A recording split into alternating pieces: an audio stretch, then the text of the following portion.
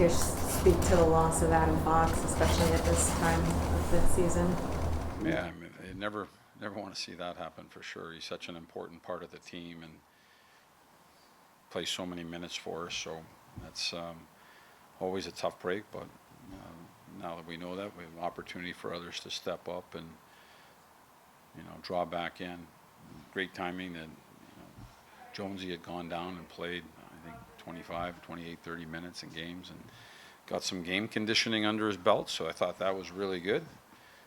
Comes back here, he looks good in practice, and so opportunities for others to step up. Peter, do you have a timetable at all on that?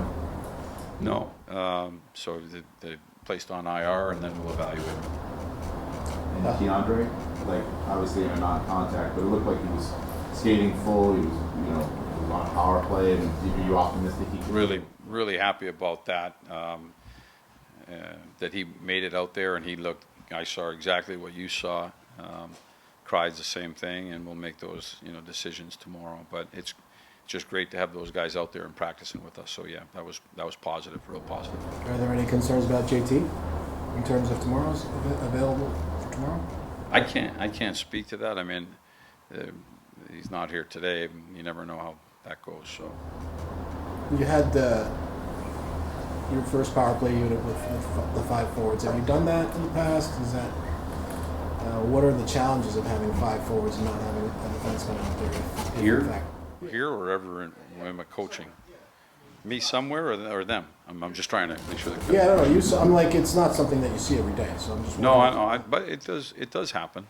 There's been a lot of teams that have used 5 forwards before, and so we're just getting to look at it to see what that looked like, and it's good. Like I said, if it did go that way, I don't know that we are or we aren't, but if it did go that way, I feel like Mika, again, is somebody who can read positions and read that spot and be able to manage that. Mika said that playoffs don't start till April 17th, but this is essentially the playoffs for us starting right now. Do you view this 24-game sprint as every game is like a playoff game? Yeah, I mean, I guess everybody might have a different starting point. So mine might have been back a little bit, and but he's right. Every game that we play, there's 2 points on the line, and there's a block of teams that are in the mix, and whoever can collect the most points, and they're the ones that are going to find their way in, and then from there, you're in it. You got a chance to do great things. So, but we got to get there, and so that's why the points are important. And I think he's right with his statement. You in your regular defense without Adam, who's right-hand shot. Now you have only 2 right-handers, and one of your lefties has to play on the right side. Look today like you have Vakanainen up there. I mean, was that just sort of? Did you put a lot of thought into that, or was it just like, no, you're just going to go there? Well, we talk about everything. With regard to that, we went through some different scenarios and what the pairings might look like and what they might be. Maybe familiarity in the past with some pairs. And so we just went through some different scenarios and some different options, when we talked about it on how we were going to play that out. When you started shifting Mika to the right and back and forth, he had played some shifts earlier in the season on the right. But did you need to talk to him about it, or were you confident in his skill set and his grasp of the game that you could do that? I talked to him about it, as we were making lineup decisions. JT's also played the wing. You notice sometimes Mika's in the draw, taking the circle. At that point, he's the centerman. And then when JT's in the middle, he's the centerman. And so it does move around a little bit. Both guys, JT's been playing wing and has played, I think, probably more than Mika. And Mika has played some in that position. But again, I feel like he's a guy that you could just move around and won't affect him too much. But I just think trying to, find the chemistry with those players and get some lines that are bulked up and beefed up is, was the reason behind it, and get him playing with JT and somebody, and that was the purpose behind it. But there's definitely conversations that took place before we made that move.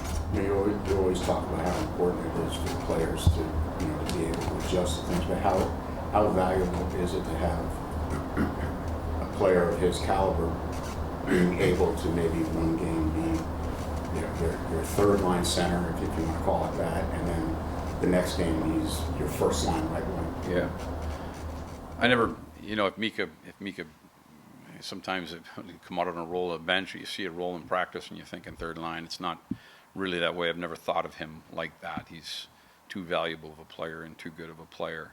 But I think when you have players that can bump around your lineup exactly like you said, and Jimmy Vesey's another guy that can do it. Not maybe in the center position, but some nights he could play first line right wing, and other nights you can check him on a line at center. And there's players I think inside the lineup that can do that. Johnny Brodzinski and his role, he's been able to do that for us, whatever that might be. And so I think players that can move around and jump around and are adaptable to different situations and don't mind it, doesn't let them affect them, then I think that's a real positive for your group. And Mika, for me, has the hockey sense, for me, a really high hockey IQ.